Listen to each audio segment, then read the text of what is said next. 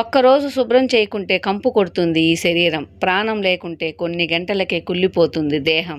అందం బలం అనుకుంటూ నాది నాది అనుకుంటూ మురిసిపోయిన నీ దేహమే కుళ్ళిపోయి మట్టిలోనో కాలి బూడిదగానో మారిపోతుంటే ఇక ఇక్కడ ఏది నీ సొంతం అనుకుంటున్నావు? గంగలో స్నానం చేస్తే పోతుందా పాపం? నిప్పులపై నడిచేస్తే పూజలు చేసేస్తే వస్తుందా పుణ్యం? కాటిలో కాలే శవం సైతం కర్మ నుండి తప్పించుకోలేదు. చావు అయినా తోడు అయినా వాతంటత అవే రావాలి తప్ప మనం కోరి కొని తెచ్చుకోకూడదు.